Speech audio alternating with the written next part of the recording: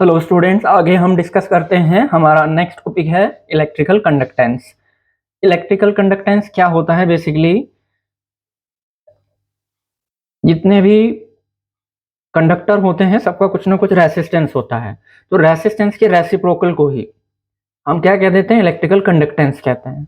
और इसका रिलेशन बन जाता है G is equal to 1/R। इसको कैपिटल G से रिप्रेजेंट किया जाता है। ठीक है, किसी भी मटेरियल की ये प्रॉपर्टी होती है, बेसिकली रेसिस्टेंस का रेसिप्रोकल होता है।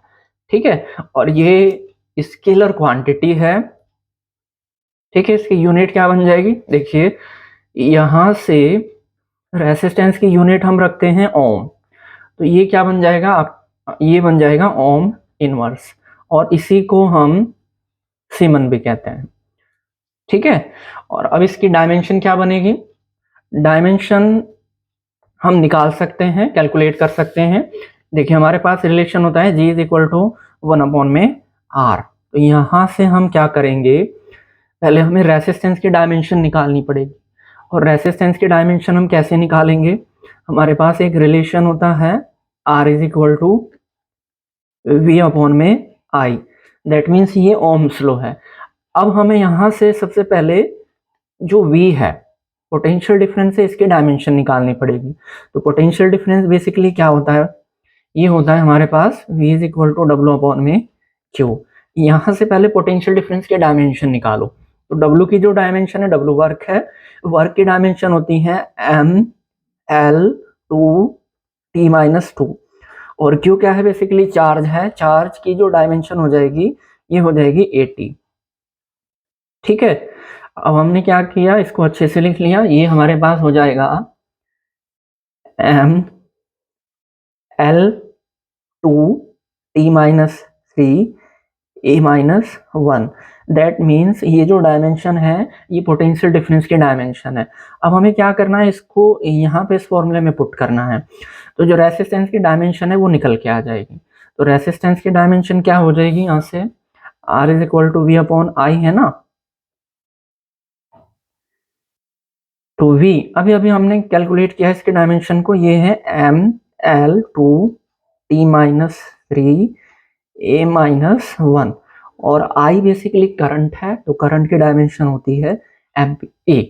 ठीक है, अब इसको अच्छे से लिख देंगे। ये बन जाएगा हमारे पास M/L/2T-3A-2। ये जो डायमेंशन है, ये रेसिस्टेंस की डायमेंशन है। अब हमें क्या करना है? ये देखो, रेसिस्टेंस की डायमेंशन को इस फॉर्मूले में पुट कर दो। ये क्या बन जाएगा? चलो नीचे लिख देते हैं इसको। G is equal to 1/R। Resistance की डायमेंशन है M/L/2T-3A-2। तो यहाँ से ये जो डायमेंशन है, ये क्या बन जाएगी? इसको ऊपर लेके चले जाओ, M-1L-2T-3A-2, ये बन जाए। ठीक है, और लिखा भी हुआ है M-1L-2T3 और A2। This is the dimension of electrical conductance. ठीक है, अब हम डिस्कस कर लेते हैं स्पेसिफिक कंडक्टेंस के बारे में। ठीक है, जिसको कंडक्टिविटी भी बोलते हैं। तो बेसिकली कंडक्टेंस क्या होती है? G is equal to 1/R, ये कंडक्टेंस है। और कंडक्टिविटी क्या होती है? Sigma is equal to 1/ρ। Sigma is equal to 1/ρ। ये क्या है? कंडक्टिविटी है। इसको स्पेसिफिक कंडक्टेंस भी हम बोल देते हैं। ठीक है, यहां से इसकी यूनिट बन जाएगी। यूनिट क्या बनेगी? देखो, 1/, ये रो है, रेसिस्टिविटी है। ठीक है, तो रेसिस्टिविटी की जो यूनिट होती है वो होती है ओम मीटर। ठीक है, और ये ऊपर जाएगा तो ये बन जाएगा ohm inverse metre inverse. This is the unit of specific conductance, that means conductivity. ठीक है, ये इसका रिलेशन है, sigma is equal to 1/ρ। Scalar quantity है, और इसकी जो यूनिट है ओम इनवर्स मीटर इनवर्स है। डायमेंशन हम कैलकुलेट कर सकते हैं। ठीक है, क्लियर है? ये बेसिकली जो रिलेशन है R is equal to ρ into R is equal to rho into l upon A, वहाँ से रो कैलकुलेट करेंगे, उसी से इसकी डायमेंशन भी निकल जाएगी। आई होप सो ये क्लियर हुआ होगा। Further we will discuss about free electrons. Free electrons क्या होते हैं बेसिकली, जो जैसे हमारे पास आयरन है, इसका जो एटॉमिक कॉन्फ़िगरेशन होता है 26 होता है, तो इसकी आउटर मोस्ट सेल में जो इलेक्ट्रॉन्स होते हैं वो क्या करते हैं, कंडक्टर के अंदर अपनी मर्जी से इधर उधर घूमते रहते हैं, है ना, ठीक है, मतलब फ्रीली इनसाइड ए कंडक्टर वो मूव कर सकते हैं, उन्हीं को हम क्या कहते हैं, फ्री इलेक्ट्रॉन्स कहते हैं, ठीक है। जो आउटर मोस्ट सेल के इलेक्ट्रॉन होते हैं जनरली उनको ही क्या बोला जाता है, फ्री इलेक्ट्रॉन बोला जाता है। लिखा भी हुआ है द वैलेंस इलेक्ट्रॉन, मतलब जो आउटर मोस्ट सेल के इलेक्ट्रॉन होते हैं which can move freely inside a conductor, जो कंडक्टर के अंदर फ्रीली मूव कर सकते हैं, उन्हीं को क्या कहते हैं, हम फ्री इलेक्ट्रॉन कहते हैं। Further we will discuss about drift velocity. Drift velocity क्या होती है बच्चों, नॉर्मली जैसे हमारे पास कोई कंडक्टर है, ठीक है, तो इसके जो इलेक्ट्रॉन हैं अब जिग जिग मोशन करते रहते हैं अपनी मर्जी से इधर उधर, ठीक है, कुछ इधर कुछ इधर, लेकिन जैसे ही हम इलेक्ट्रिक फील्ड अप्लाई करते हैं तो ये जो इलेक्ट्रॉन्स हैं ये एक डायरेक्शन में बहुत तेजी से भागने लगते हैं, ठीक है, क्लियर है। तो जैसे ही इलेक्ट्रिक फील्ड अप्लाई करेंगे तो ये एक डायरेक्शन में बहुत तेजी से भागने लगेंगे, और इन सभी इलेक्ट्रॉन्स की जो एवरेज वेलोसिटी होगी उसी को हम कहते हैं ड्रिफ्ट वेलोसिटी। लिखा भी हुआ है the average velocity acquired by free electrons in a conductor under the influence of an electric field is called drift velocity. It is denoted by VD, और इसको वीडी से डिनोट किया जाता है, ठीक है। अब हम क्या करेंगे, ड्रिफ्ट वेलोसिटी का जो फॉर्मूला है उसको डिराइव करेंगे, ठीक है। बेसिकली ये क्या है, बहुत सारे इलेक्ट्रॉन है कंडक्टर के अंदर, उन सभी की जो वेलोसिटी है उसका एवरेज है ड्रिफ्ट वेलोसिटी। तो कंडक्टर के अंदर बहुत सारे इलेक्ट्रॉन हैं, बेसिकली ये कोई कंडक्टर है, ठीक है, इसमें हमने इलेक्ट्रिक फील्ड अप्लाई कर दिया तो इसके जो इलेक्ट्रॉन हैं वो एक डायरेक्शन में भागने लगते हैं, ठीक है। इसमें बहुत सारे इलेक्ट्रॉन होते हैं, सपोज करो n नंबर ऑफ इलेक्ट्रॉन है, ठीक है, और इसकी जो लेंथ है सपोज करो हमने L कंसीडर कर ली, और इस पे ये हमने यहाँ बैटरी अप्लाई कर दी, ठीक है, करंट की डायरेक्शन ये होगी, ठीक है, और जो इलेक्ट्रिक फील्ड की डायरेक्शन है वो ये बनेगी, ठीक है, और ये है हमारी करंट की डायरेक्शन, ठीक है। आई होप सो ये डायग्राम क्लियर हुआ होगा। अच्छा, अब हम क्या कर रहे थे, ड्रिफ्ट वेलोसिटी के लिए रिलेशन बना रहे थे। तो सबसे पहले तो हमें पता है कि ड्रिफ्ट वेलोसिटी इन सभी इलेक्ट्रॉन्स की जो वेलोसिटी है उसका एवरेज है, ठीक है। इससे पहले हमें कुछ बातें यहाँ पे मान के चलनी होगी, जैसे कि ये इनिशियल स्टेट में नॉर्मली क्या होता है कि जो इलेक्ट्रॉन्स हैं उनके पास इनिशियल वेलोसिटी होती है, इनिशियल वेलोसिटी बाद में ये जीरो हो जाती है, एवरेज जब इसका निकल के आता है तो ये जीरो हो जाती है, उसको हम रिप्रेजेंट करेंगे u1 इनिशियल वेलोसिटी को, u2 इनिशियल वेलोसिटी को रिप्रेजेंट करते हैं u1 u2 और un से, क्योंकि n नंबर ऑफ इलेक्ट्रॉन है इसलिए ऐसे रिप्रेजेंट कर सकते हैं। दूसरा, हम इसकी जो फाइनल वेलोसिटी होगी इलेक्ट्रिक फील्ड अप्लाई करने के बाद जो वेलोसिटी बनेगी, फाइनल वेलोसिटी को हम रिप्रेजेंट करेंगे v1 v2, ये सभी इलेक्ट्रॉन्स के लिए है, बहुत सारे इलेक्ट्रॉन हैं इसलिए हमने vn लिख दिया, ठीक है। अब कुछ इलेक्ट्रॉन क्या करेंगे, कोलाइड भी करते हैं, और कोलाइड करने में कुछ टाइम भी लगेगा। उस सक्सेसिव कॉलिजन में, दो सक्सेसिव कॉलिजन में जो एवरेज टाइम लगता है, ठीक है, उसको रिलैक्सेशन टाइम कहते हैं, कुछ ना कुछ रिलैक्सेशन टाइम भी होगा, उस रिलैक्सेशन टाइम को हम τ1 τ2 और τn से रिप्रेजेंट करते हैं, ठीक है। आई होप सो ये क्लियर हुआ होगा। अच्छा, अब इलेक्ट्रॉन्स है, इनके पास कुछ ना कुछ वेलोसिटी है, तो इनकी जो वेलोसिटी का एवरेज है उसी को हम क्या कहते हैं, ड्रिफ्ट वेलोसिटी कहते हैं। तो हमें क्या करना है, जितने भी इलेक्ट्रॉन हैं उन सब की जो वेलोसिटी है उसका एवरेज निकालना है। तो एवरेज निकालने का फॉर्मूला क्या होता है, sum of term upon number of term. जितने भी इलेक्ट्रॉन हैं सबकी वेलोसिटी को ऐड कर दो और कितने इलेक्ट्रॉन हैं उससे डिवाइड कर दो तो एवरेज निकल के आ जाएगा, ठीक है। तो यहाँ से फॉर्मूला बनेगा Vd is equal to V1 plus V2, और बहुत सारे इलेक्ट्रॉन हैं तो हम इसको लिख सकते हैं plus and up so on plus Vn, ये बन जाएगा। ठीक है, और कितने नंबर ऑफ इलेक्ट्रॉन है? n नंबर ऑफ इलेक्ट्रॉन है, तो n से हम डिवाइड कर देंगे। ये क्या निकल के आ गया? एवरेज निकल के आ गया ड्रिफ्ट वेलोसिटी, मतलब जितनी भी वेलोसिटी थी इलेक्ट्रॉन्स की अलग अलग, उनके पास जो वेलोसिटी थी उनका एवरेज निकल के आ गया, इसी को हम ड्रिफ्ट वेलोसिटी कहते हैं। यहाँ से रिलेशन बनाने की शुरुआत हो गई। अब हमने एक रिलेशन पढ़ रखा है, इक्वेशन ऑफ मोशन है हमारे पास। फर्स्ट इक्वेशन ऑफ मोशन है generally v is equal to U plus A T.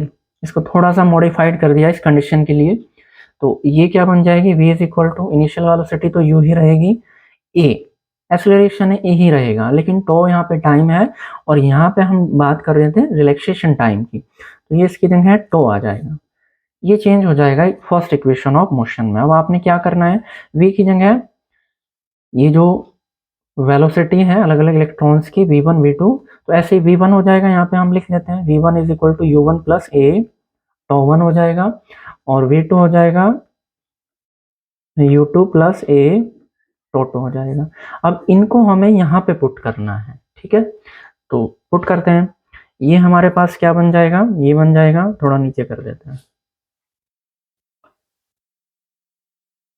ये बन जाएगा हमारे पास u1 प्लस ए, टो 1, और ये बन जाएगा u2 प्लस ए, टो 2, ठीक है, और ये ऐसे ही बन जाएगा हमारे पास un plus A, tau n, ठीक है, और इसको हम डिवाइड कर देते हैं n से, ये बन जाएगा। ठीक है, अब हम क्या करेंगे, यहाँ से जो इनिशियल वेलोसिटी है उनको हम अलग कर लेंगे, दैट मीन्स ये u1 u2 और ये जो un है इसको हम अलग कर लेंगे। तो हमने क्या किया, यहाँ से u1 plus u2 and plus up so on plus un, इसको हमने अलग कर लिया, इसके अपॉन में आ गया n, और ये जो बाकी वाली टर्म थी इसको हमने अलग कर लिया। ठीक है, ये आ जाएगा ए टो n, और इसके अपॉन में भी आ जाएगा, यहाँ से ए को हम बाहर भी ले सकते हैं, एक टर्म और बढ़ जाएगी। ठीक है, तो हम क्या करेंगे, अब ये जो है ये इनिशियल वेलोसिटी का एवरेज है। इनिशियल वेलोसिटी का एवरेज, इनिशियल स्टेट में क्या होता है, नॉर्मली जो इलेक्ट्रॉन होते हैं रैंडमली मोशन करते रहते हैं, तो उनकी जो जो एवरेज वेलोसिटी है वो 0 होती है। ठीक है, तो इसलिए ये वाली जो पूरी टर्म है ये 0 हो जाएगी, और यहाँ से हम ए को बाहर लिख सकते हैं, और ये अंदर क्या बचेगा, tau 1 plus tau 2 plus and so on tau n, और अपॉन में क्या है n। ये जो है पूरे वाली टर्म ये रिलैक्सेशन टाइम का एवरेज है। ठीक है, ये टर्म क्या है हमारी, रिलैक्सेशन टाइम का एवरेज है। तो इसको हम क्या कर सकते हैं, बेसिकली एवरेज है, तो एवरेज को कैसे रिप्रेजेंट किया जाता है, या तो टॉ के ऊपर हम बार लगा दें, या कुछ बुक में इसको टॉ से भी रिप्रेजेंट किया गया है। तो ये तो है हमारे पास 0, और ये आ जाएगा a, और ये जो पूरे वाली टर्म है इसको या तो हम टो बार लिखें या टो लिखें, एक ही बात है। ठीक है, हमने इसको लिख दिया टो। ठीक है, और इस तरफ से क्या चल रहा है हमारा, इस तरफ से चल रहा है vt। ठीक है, अब हमने क्या करना है, देखो हमारे पास कुछ रिलेशंस हैं, जैसे हमने पढ़ रखा है कि टो यहाँ पे क्या है, एवरेज रिलैक्सेशन टाइम है। ठीक है, इसलिए टो बार भी लिख सकते हैं हम, इसको टो भी लिख सकते हैं। अब हमारे पास एक रिलेशन होता है F is equal to M A, यहां से हम ए निकालेंगे, तो ए इज इक्वल टू क्या आ जाएगा, एफ अपॉन में एम। ठीक है, अब इसको हम यहाँ पे पुट कर देंगे, ये क्या बन जाएगा हमारे पास, ये वी इज इक्वल टू ए की जगह हमने एफ अपॉन में एम पुट करना है, ये आ जाएगा एफ अपॉन में एम, और ये है हमारे पास टॉ। ठीक है, अब हमने क्या करना है, इसको हम ऐसे लिख सकते हैं, टो अपॉन में एम, ऐसे लिख दिया हमने इसको, और ये जो एफ है इसको हमने अलग लिख दिया। ठीक है, ऐसे लिख सकते हैं हम। हमारे पास एक रिलेशन होता है is equal to F upon Q से हम बना सकते हैं इसको, E is equal to F upon में क्यू। तो is equal to F upon में क्यू, एफ आ जाएगा ई इंटू में क्यू, तो यहाँ से एफ आ जाएगा ई इंटू में क्यू। ठीक है, क्यू क्या है, यहाँ पे चार्ज है। तो चार्ज को जनरली हम, जो चार्ज एक इलेक्ट्रॉन के ऊपर चार्ज जो होता है उसका जो मैग्नीट्यूड होता है वो, उसको हम ई लिख देते हैं। तो बेसिकली यहाँ पे जो क्यू है ये चार्ज है, तो इसकी जगह हम ई को भी लिख सकते हैं। ये आ जाएगा हमारे पास F is equal to E into में ई, ये आ जाएगा। ठीक है, अब हमने क्या करना है, इसको उठाओ और एफ की जगह पे पुट कर दो, तो ये आ जाएगा हमारे पास टो अपॉन में एम, और एफ की जगह हमने ई इंटू में ई ये पुट कर दिया। ठीक है, और इधर से क्या चल रहा है हमारा, ड्रिफ्ट वेलोसिटी। अब आपने क्या करना है, एक और रिलेशन पढ़ रखा है इलेक्ट्रिक फील्ड इंटेंसिटी का, E is equal to V upon में एल। ठीक है, अब आपने क्या करना है, इस रिलेशन को यहाँ पे पुट कर दो, ये क्या बन जाएगा टॉ, और ये क्या बनेगा टॉ E we, toe E V upon में एम एल, ये बन जाएगा। ठीक है, and this is the relation of drift velocity. ठीक है, और ये क्या है, ड्रिफ्ट वेलोसिटी का रिलेशन है।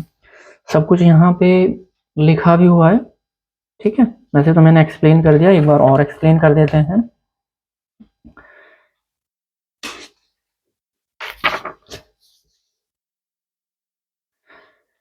ड्रिफ्ट वेलोसिटी बेसिकली जो कंडक्टर के अंदर जितने भी इलेक्ट्रॉन्स हैं सबकी वेलोसिटी का एवरेज है, तो एवरेज को हम ऐसे निकालते हैं। ठीक है, फर्स्ट इक्वेशन ऑफ मोशन से हम v is equal to U plus A T का इस्तेमाल हमने किया और हमने ये इक्वेशन बना दी। ठीक है, क्लियर है। अब हमने क्या किया, इनिशियल वेलोसिटी को अलग कर लिया, तो ये इक्वेशन बन के आ जाएगी। ठीक है, और यहाँ से ए को कॉमन कर लेंगे, और इनिशियल वेलोसिटी इनिशियल स्टेट में क्या होती है, ये जीरो हो जाती है, तो यहाँ से ये जो है जीरो हो गई। ठीक है, ए को हमने बाहर कर लिया, अंदर बचेगा रिलैक्सेशन टाइम का एवरेज। रिलैक्सेशन टाइम के एवरेज को हम टो से रिप्रेजेंट करते हैं। ठीक है, और ए इज इक्वल टू होता है एफ अपॉन में एम, तो ये वाली टर्म बन के आ जाएगी। ठीक है, क्लियर है। और F is equal to E into में क्यू हम यूज करेंगे, इलेक्ट्रिक फील्ड इंटेंसिटी का formula F is equal to E into में ई आ जाएगा, उसको यहाँ पे पुट करेंगे, ये इक्वेशन बन जाएगी। अब हमने यूज किया E is equal to V upon L का, इसको यूज किया तो ये रिलेशन बन के आ जाएगा। फाइनली जो रिलेशन बनेगा V D is equal to tau E V upon में M L, and this is the relation of drift velocity. ठीक है, अब हम डिस्कस करेंगे mean free path. Mean free path क्या होता है, बेसिकली इलेक्ट्रॉन्स क्या करते हैं, कोलाइड करते हैं कंडक्टर के अंदर। कंडक्टर के अंदर सपोज करो ये इलेक्ट्रॉन है, ये इसने इलेक्ट्रॉन से कोलाइड किया, ये इसकी पहली टक्कर है, और फिर इसने क्या किया, ये एक दूसरे इलेक्ट्रॉन से जाके टकराया, ये इसकी दूसरी टक्कर है। तो इनके बीच की जो एवरेज डिस्टेंस है इसी को हम कहते हैं मीन फ्री पाथ। मतलब इन दोनों के, ये फर्स्ट कोलिजन ये सेकंड कोलिजन, तो इन दोनों के बीच की जो एवरेज डिस्टेंस है उसी को हम कहते हैं मीन फ्री पाथ। लिखा भी हुआ है the average distance travelled by an electron between two successive collision is called mean free path. इसको लैम्डा से रिप्रेजेंट किया जाता है। अब हम बात कर लेते हैं रिलैक्सेशन टाइम। तो रिलैक्सेशन टाइम बेसिकली दो सक्सेसिव कोलिजन होती है, तो दो सक्सेसिव कोलिजन में जो एवरेज टाइम लगता है इलेक्ट्रॉन को, ठीक है, सक्सेसिव कोलिजन करने में जो एवरेज टाइम लगता है इलेक्ट्रॉन को, उसी को हम रिलैक्सेशन टाइम कहते हैं। ठीक है, further we will discuss about relation between drift velocity and electric current. अब हम ड्रिफ्ट वेलोसिटी और करंट के बीच में रिलेशन बनाएंगे। ठीक है, ये कैसे बनेगा, बेसिकली करंट का जो रिलेशन होता है पहले थोड़ा सा समझ लेते हैं। ड्रिफ्ट वेलोसिटी को हम Vd से रिप्रेजेंट करते हैं, करंट को हम I से रिप्रेजेंट करते हैं। दोनों के बीच में हमें रिलेशन बनाना है। हमें पता है करंट का फॉर्मूला होता है I is equal to Q upon में T। तो हमें क्या करना है, हमें चार्ज निकालना है, हमें टाइम निकालना है। चार्ज और टाइम निकालेंगे और यहाँ पे पुट कर देंगे, रिलेशन बन के आ जाएगा। ड्रिफ्ट वेलोसिटी और करंट के बीच में रिलेशन बन के आ जाएगा। ठीक है, क्लियर है। तो यहाँ पे ये हमारे पास एक कंडक्टर है, इसकी लेंथ क्या है, एल है। ठीक है, बैटरी अप्लाई कर दी तो करंट फ्लो होगा, करंट इस डायरेक्शन में फ्लो होगा और इलेक्ट्रिक फील्ड की डायरेक्शन भी यही होगी। अब इलेक्ट्रॉन किस डायरेक्शन में भागेंगे, इस डायरेक्शन में। इससे क्या होगा, इन सभी के पास कुछ ना कुछ वेलोसिटी आ जाएगी और उन वेलोसिटीज के एवरेज को हम कह देते हैं ड्रिफ्ट वेलोसिटी। ठीक है। अच्छा, अब हमने क्या करना है, बेसिकली हमें तो करंट में और ड्रिफ्ट वेलोसिटी में रिलेशन बनाना है। ठीक है, तो हमने क्या करना है, I is equal to Q upon T का यूज करना है। क्यू क्या है, चार्ज। तो इस कंडक्टर के अंदर से कितना चार्ज फ्लो करेगा ये हमें बताना है। ठीक है, और इस चार्ज को, इलेक्ट्रॉन को यहां से यहां तक आने में, कंडक्टर को क्रॉस करने में कितना टाइम लगेगा ये भी हमें बताना है। तो हम इस कंडक्टर के अंदर फ्लो करने वाला चार्ज कैसे बता सकते हैं, तो सबसे पहले हम क्या करेंगे देख लेते हैं। सबसे पहले क्या हम करेंगे, ये जो कंडक्टर है इसका जो क्रॉस सेक्शनल एरिया है वो ए है। अगर हम एरिया की लेंथ के साथ मल्टीप्लाई कर देते हैं तो वॉल्यूम निकल के आ जाएगा। दैट मीन्स इस कंडक्टर का जो वॉल्यूम है वो है V is equal to A into में एल। ये इस कंडक्टर का वॉल्यूम है। वॉल्यूम क्यों निकाला हमने, आगे पता चल जाएगा। अब हमें पता है कि इस, ये जो कंडक्टर है, कंडक्टर के अंदर जो यूनिट वॉल्यूम में फ्री इलेक्ट्रॉन होते हैं, पर यूनिट वॉल्यूम में जो फ्री इलेक्ट्रॉन होते हैं बच्चों वो n होते हैं। तो ये पूरा वॉल्यूम है, तो पूरे वॉल्यूम में कितने फ्री इलेक्ट्रॉन हो जाएंगे, n इंटू में al। तो यहाँ पे जो टोटल इलेक्ट्रॉन बनेंगे, मैं लिख देता हूँ, टोटल फ्री इलेक्ट्रॉन्स बनेंगे वो कितने हो जाएंगे, ये हो जाएंगे n इंटू में a इंटू में l। ये टोटल इलेक्ट्रॉन बन गए। अब हमें पता चल गया कि कंडक्टर के अंदर कितने फ्री इलेक्ट्रॉन है। ठीक है, तो हम क्या करेंगे, हमें पता है एक इलेक्ट्रॉन के ऊपर चार्ज कितना है, ई होता है, तो हम ई की मल्टीप्लाई कर देंगे तो इस कंडक्टर के अंदर जो चार्ज है वो निकल के आ जाएगा। तो टोटल चार्ज कितना होगा इस कंडक्टर के अंदर, कंडक्टर के अंदर टोटल चार्ज हो जाएगा बच्चों, ये हो जाएगा Q is equal to N A L और इनटू में ई। ये इस पूरे कंडक्टर के अंदर जितना भी चार्ज है वो निकल के आ गया। अब हमें क्या करना है, हमने Q निकाल लिया। अब हमें टाइम निकालना है कि ये जो इलेक्ट्रॉन है ये एक एंड से दूसरे एंड तक पहुंचने में कितना टाइम लेता है। और हमने एक फॉर्मूला पढ़ रखा है, speed is equal to distance upon में time. Time is equal to कितना हो जाएगा, डिस्टेंस अपॉन में स्पीड, यही तो हो जाएगा। Time is equal to distance upon में स्पीड। ठीक है, ये हो जाएगा। अच्छा, अब यहां से यहां तक की डिस्टेंस कितनी है, L। यहां से यहां तक की डिस्टेंस कितनी है, L। तो डिस्टेंस की जगह L आ जाएगा। और इसकी स्पीड कितनी है, इलेक्ट्रॉन्स की जो स्पीड है वो है एवरेज वेलोसिटी, उसको हम BD लिख सकते हैं। ठीक है, तो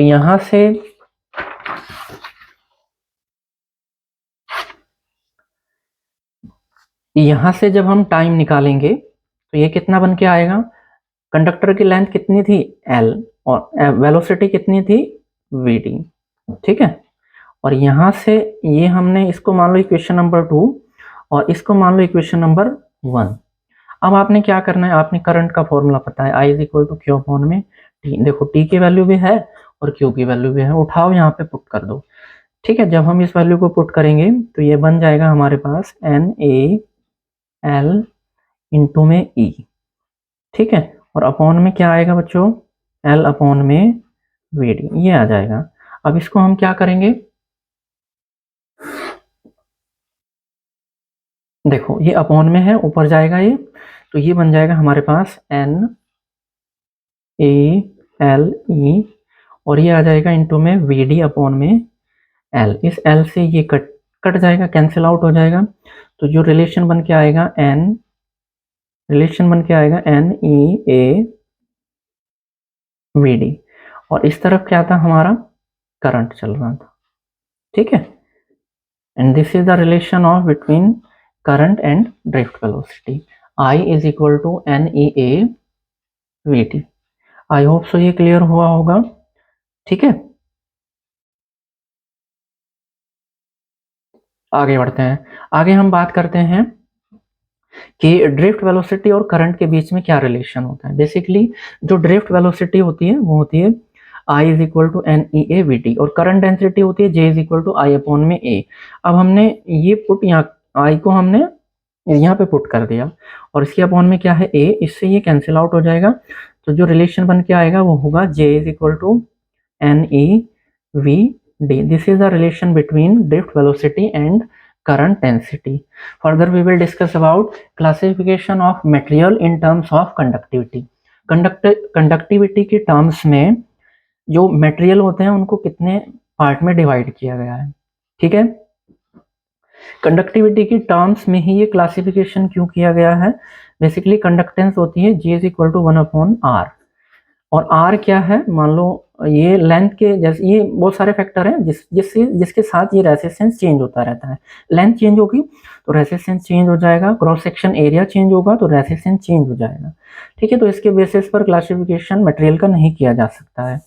तो इसका जो क्लासिफिकेशन किया जाता है वो किया जाता है कंडक्टिविटी की टर्म्स में। That means sigma is equal to 1 में रो। अब यहाँ पे जो रो होता है वो हर एक मटेरियल के लिए, अपने अलग अलग मटेरियल के लिए अलग अलग होता है, फिक्स रहता है, ठीक है, चेंज नहीं होता, लेंथ बढ़ने के साथ नहीं बढ़ता। जैसे हमारे पास कॉपर वायर है तो इसके लिए 1 मीटर के लिए भी रो की वैल्यू फिक्स रहेगी और 100 मीटर के लिए भी रो की वैल्यू फिक्स रहेगी, ठीक है।